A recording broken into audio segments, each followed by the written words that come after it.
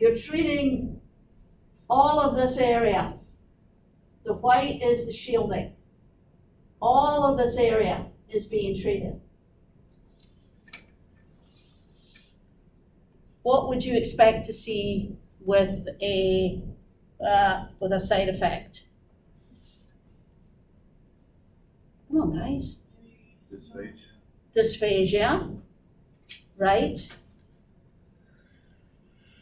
Cough. Hoarseness.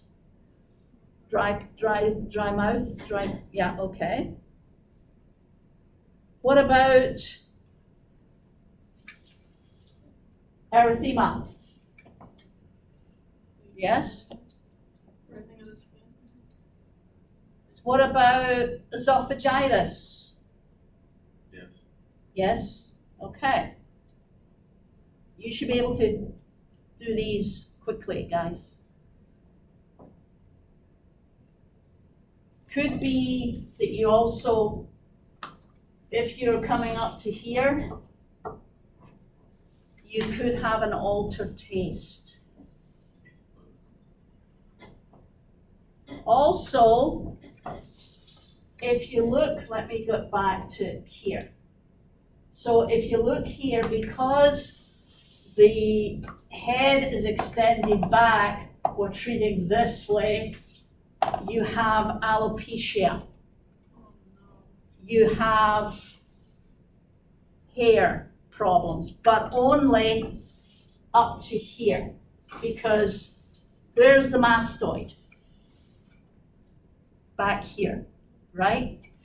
We have to treat the mastoid. So the head goes back, we're treating this way, so up to about here, you lose the hair. So you have this wonderful hairstyle which cuts off right at the occipital knob there. You have to get a skin fade for a haircut. Yeah. So what about the lower part?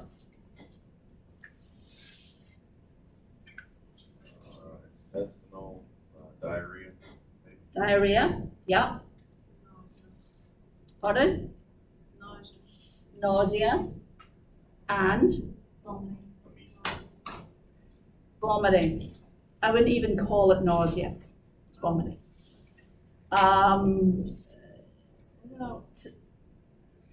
Like anything affect like your pee at all? Would it affect you at all in your pee? Urination. Urination? No, usually not. We try to get these patients to drink a lot so that it flushes things out, but it's a possibility, but normally not, because you're not going that high.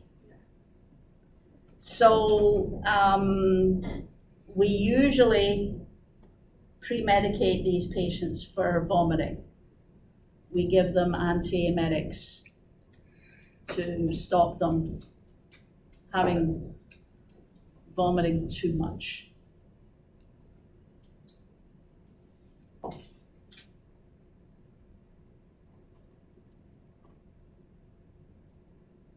So the other thing that we might do is if their sore throat was causing them problems or difficulty in swallowing or esophagitis or something like that, then we may give them some kind of medication, mouthwash to swallow that has a local anesthetic in it.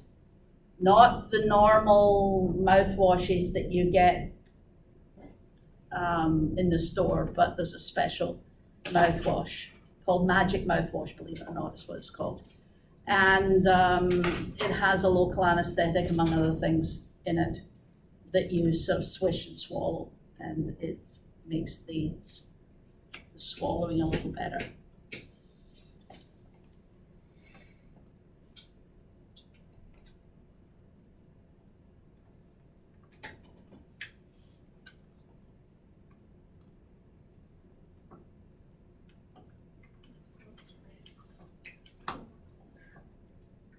So non-Hodgkin's lymphoma, 63,000 new cases annually, 18,700 deaths.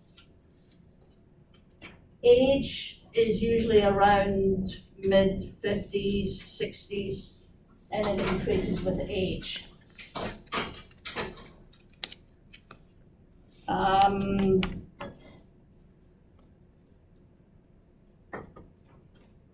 It can occur in any age, but normally mid-60s. It is mainly male again. Race is usually white again. And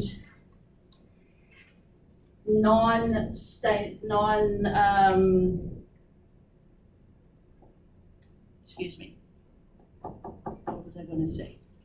Non-Reed-Sternberg cells. If it's Reed-Sternberg cells, it's Hodgkin's. If it's not, then it's non-Hodgkin's. So, radiation risk factors, radiation chemicals, like we talked about, the insecticide, etc. If they're immunodeficient, if they have an autoimmune disease, infections, so we have HIV, we have Epstein-Barr, we have H. pylori, hepatitis C, and human T-cell lymphoma or leukemia virus, HTLV-1. So there are B-cell lymphomas, follicular lymphomas, chronic lymphocytic leukemias, and small lymphocytic lymphoma. And then there's B-cell, and then there's T-cell. Mantle cell lymphoma, nothing to do with the mantle in the Hodgkin's. Malt lymphoma, which is mucosa-associated lymphoid tissue. So they're either B cells or T cells. Burkitt's lymphoma is a B cell. There are something like 50 different types of non-Hodgkin's lymphoma.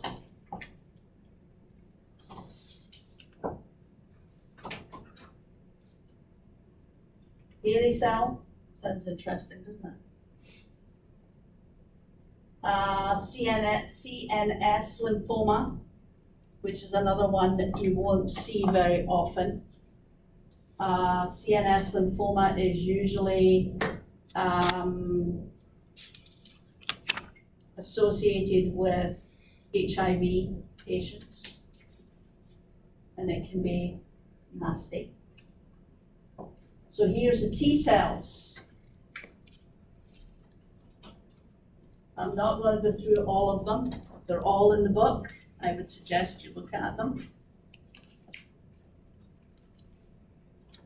And I'll give you some more slides later on. So Ann Arbor is used for most of the classification. So, non-Hodgkin's lymphoma. Surgery. They can have surgery.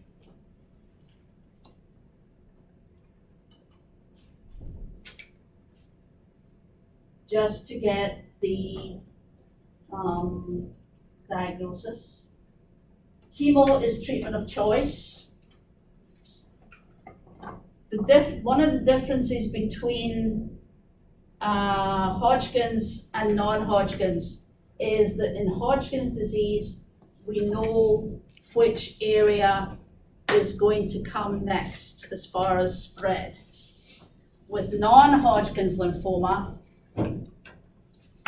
it's not the same. It can turn up anywhere.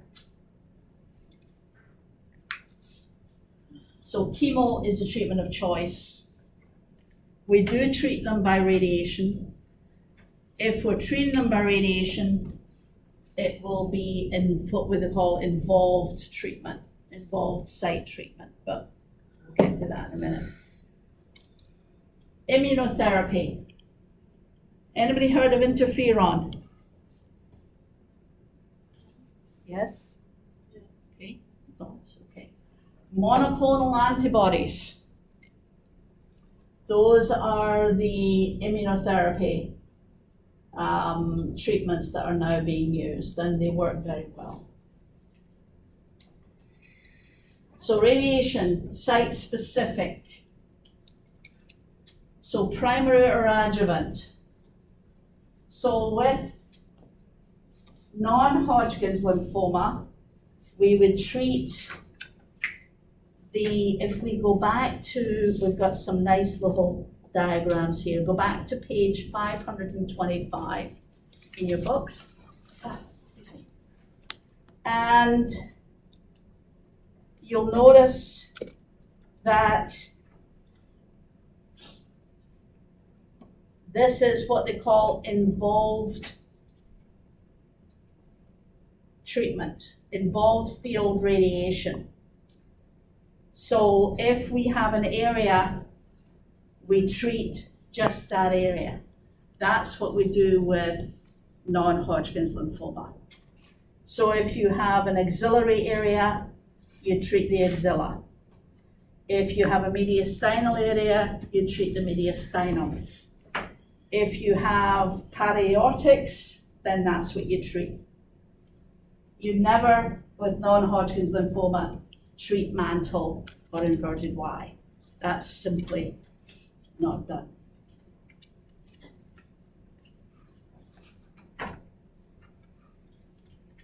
So primary would be primary treatment, adjuvant would be treatment along with chemo. So, survival. 1 year, 70%, 5 years, 63, 10 years, 49. However, there are two types of non-Hodgkin's lymphoma. There is aggressive and there is, indolent, thank you, indolent. So what's the difference, since you've mentioned that? Indolent is slow growing and aggressive is fast growing. Okay, so indolent is slow growing. Aggressive is fast growing, makes sense, right? So which would you tell me, which would you suggest that would be a better one to have? Indolent. Do you agree? I would say aggressive. Because doesn't indolent have a higher recurrence rate? It has a higher mortality rate, yes. That doesn't make sense, does it? So the indolent has got a longer life cycle, if you will, than the aggressive. But if you treat the aggressive, you have a better prognosis. The indolent is you may live longer, but you're going to die. The aggressive, if it's treated, you'll live. That's basically what it is. Or you'll live longer, put it that way. That doesn't make sense. That doesn't make sense to me either. The first time I saw that, I thought, no, that's not right. But yeah, that is what it is.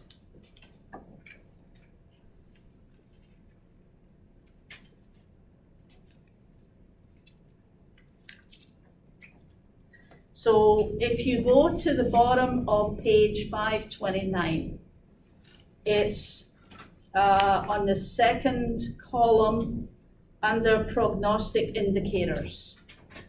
It says prognosis for NHL is dependent on histology rather than is Hodgkin's lymphoma. NHL, next paragraph, NHL is divided into two groups, indolent and aggressive. An indolent lymphoma, like its meaning, is slow growing and causes little problems at the time of diagnosis. This type of lymphoma has a median survival time of 10 to 20 years, depending on advancement. Aggressive non-Hodgkin's lymphoma is faster growing, has an overall 5-year survival rate of 60%. The risk of relapse from both groups is higher after the first 2 years of treatment. Patients with NHL are older at the time of diagnosis, therefore they have comorbidities that make aggressive treatment difficult to tolerate. A more advanced stage is also an indicator of decreased survival. But indolent, we don't really do much with.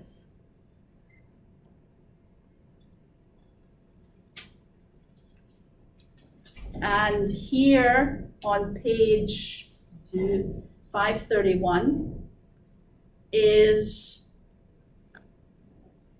a list of all of the lymphomas.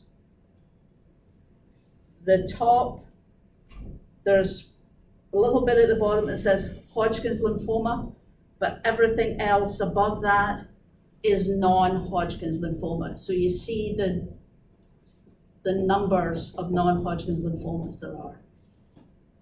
I've got one slide in one of my presentations that shows 50 cars of different colors and sizes.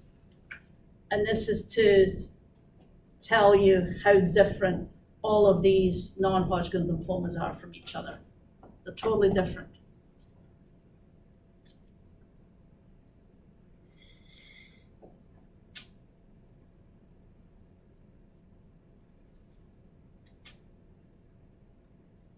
So,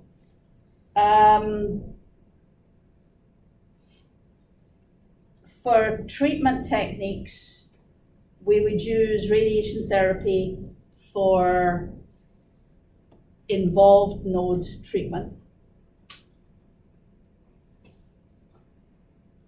And then perhaps do chemotherapy.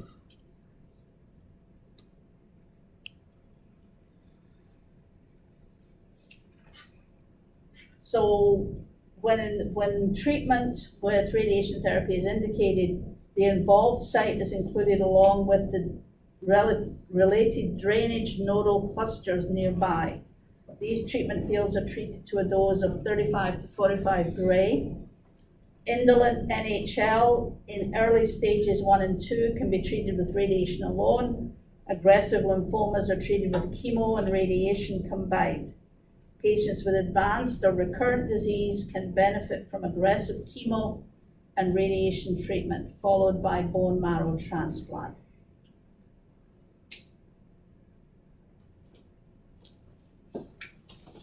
Let me see if I can give you, there's another, let me see here.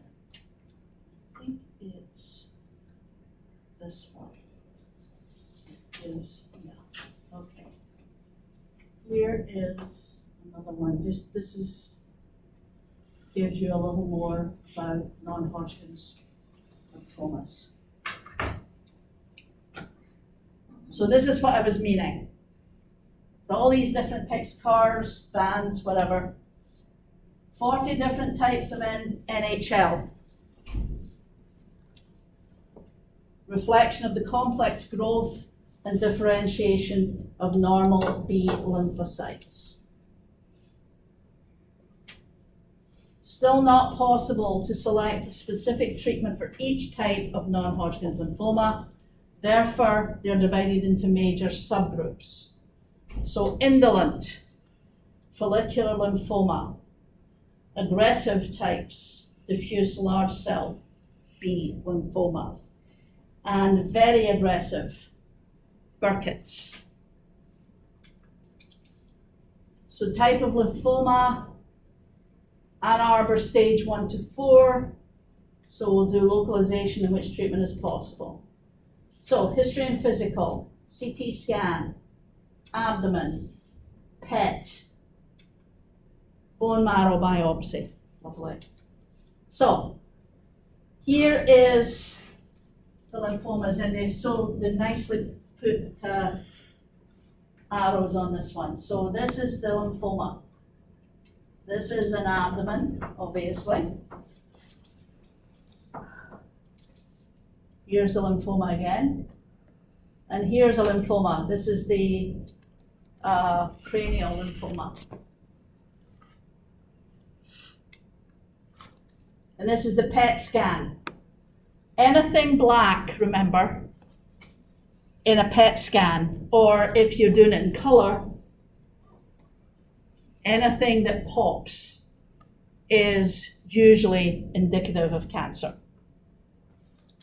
So here you go. There's some, there's some, there's some, there's some. Why is this area not highlighted? What is it? The bladder.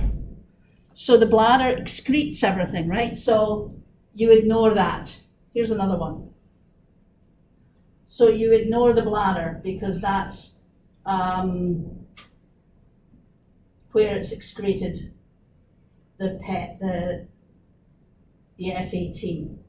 So this area is all lymphoma. And again, the Ann Arbor staging. So A is no symptoms. B is the unexplained fever, the night sweats, and the 10% weight loss. So indolent, stage 2 to 4. Wait and see, mild chemotherapy, and low dose radiation. Stage 1 and 2 would have high dose radiotherapy. So this is approach until 2004. And we'd have aggressive 2 to 4. We'd have chemotherapy once every 3 weeks for 8 treatments. So that's 2 years. If you have one every 3 weeks, times 8, 8 times 3 is what? Is that right? 24? 24? So that's 2 years worth of chemo. So stage 1, aggressive, is 3 instances of CHOP plus radiotherapy. So here's the survival that we're talking about. Here's the indolent. This is 20 years. It goes down. Here's your aggressive. You can treat, it lasts a lot longer, and you've got more people surviving. Here's a very aggressive. You've got less people surviving, but it's still going on. So that's where it's confusing, because indolent, you think, oh, there's nothing wrong with that, but there is.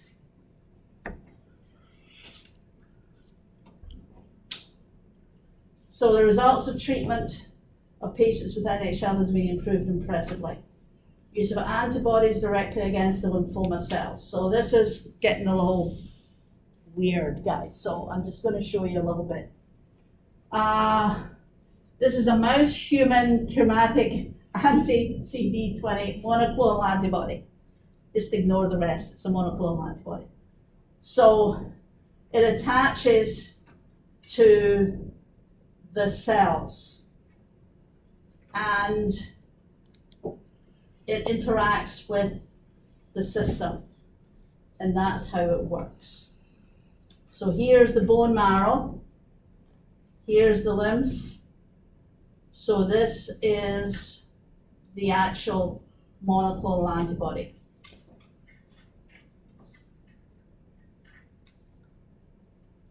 So killer leukocyte and malignant B cell.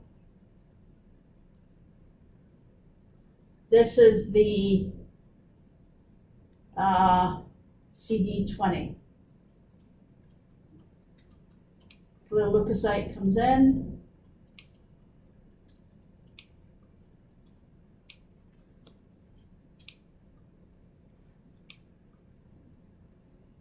Direct induction of apoptosis, which does what?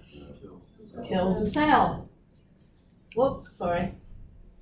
So, mild and transient, this is a side effect. Mild and transient, mainly during first infusion. Fever and chills, temporary drop in blood pressure, and dyspnea. And in a rare one, the body produces antibodies against the monoclonal antibody. You can get medication before your infusions, right? Pardon? So you can get medication before. Oh, yeah. Yeah. To not have those side effects. Well, these are mild. You wouldn't want to stop the side effects altogether, because at least that shows the patient that something's happening. So this is just the chemo plus or minus the monoclonal antibodies in an elderly patient or elderly patients. So there's your survival. This is 5 years. This is probability of disease-free survival. So it goes down to 51% with chemo and the monoclonal antibodies, and 29% 5-year survival with just the chemo.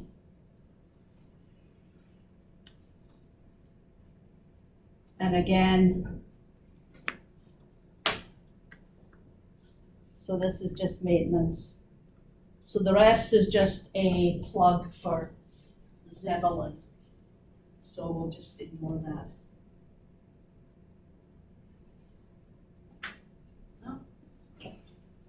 So let's do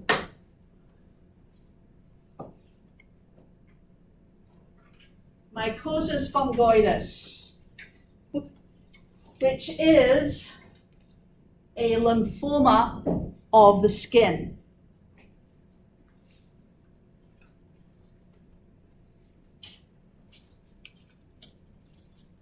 So a mycosis fungoides is a type of blood cell, a T cell lymphocyte, a tumor of the skin.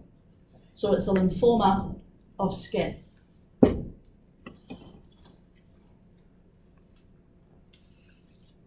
This is what it looks like in some cases.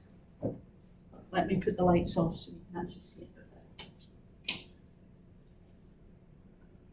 Patches of erythema and scaling, slightly raised plaques, and that's in the majority of patients. You can also get tumors, which are here and here. And you can still see the scabs and stuff, the scale on the rest of the body. This is sometimes what you see.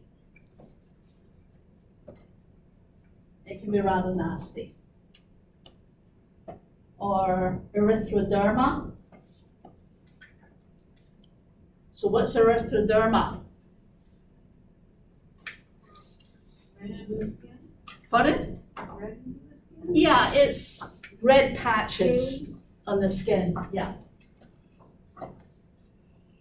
And more. Here, here, and here.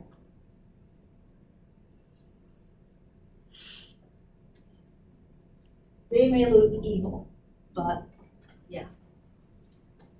Just think about what the patient feels like when they show you this, and you think, ooh. Try not to do that, by the way. Does it hurt? It can be sore, and it can be itchy. especially if it's in the foot like that and they're trying to walk. So we do a history and physical, we do skin biopsies, we do blood work, we do chest X-ray, ultrasound, CT, and then we do treatment. However, a lot of dermatologists never see these. So sometimes it can be a little late when they present because the dermatologist doesn't know what they are. So they're sort of shopped around to other dermatologists to see if they know what they are. You know, it's always a bad thing when you go into dermatologists and they start taking out textbooks. Yeah. So here is the staging of mycosis. So we have stage 1A, which are plaques and patches. 1B, which is 10% of the body surface, or more than 10% of body surface. 2A is patches and plaques and enlarged palpable nodes. 2B is tumors.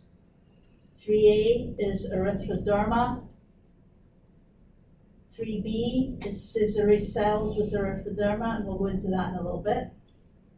4A is scissory syndrome, and 4B is lymph node involvement, and 4C is metastasis.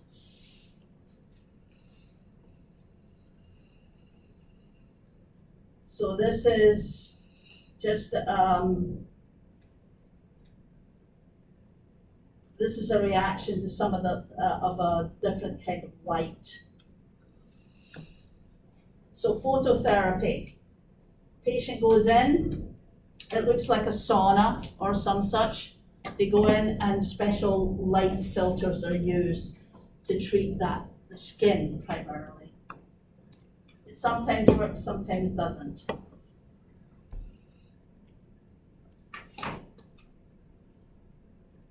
So it does itch.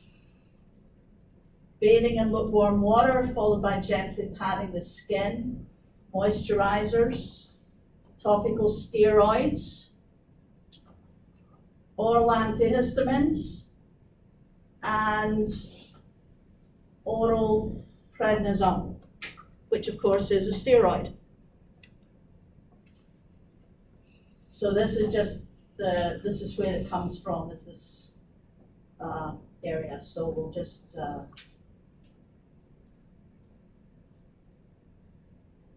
I believe this is a UK one, so.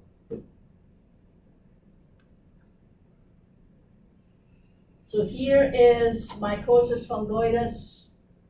So early stage here, advanced stage, and Sézary syndrome, which is, I'll get to that in a little bit. So this is what they've treated it with. Topical corticosteroids, light field, light treatment, same again. Chemo, this is immunotherapy. Interferon, oral methotrexate, localized radiotherapy. Advanced stage, notice that localized radiotherapy is actually treated more for advanced stage than early stage. Systemic chemo is used also.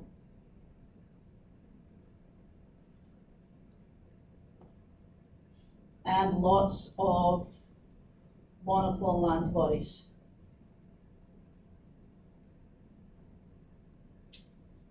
What's this? Autologous or allogenic transplant.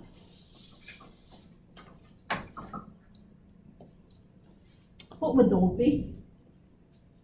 Lights going on. Anybody? I remember hearing the word. I just can't remember the definition. Well, transplant, okay. Well, yeah, but I remember hearing it on the So- list. Allogenic and autologous. So this is either bone marrow transplant or stem cell transplants. So what would autologous be? Auto?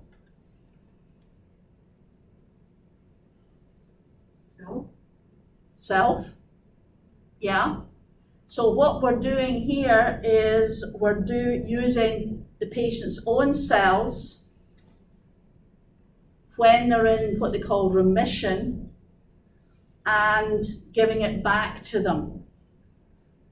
Allogenic is the opposite. Well, not the opposite, but what would allogenic be? If autologous is patient, what is allogenic? Someone else? Someone else. So who would the someone else be? I don't. Yeah, but whom? The one who's a match? A match? Healthy. Who would be the best match? Is it your sibling? Sibling. Who would be an even better match than a sibling? Specify a specification of the sibling. What? Twin? A twin. Oh, well. Primarily, the ideal would be an identical twin.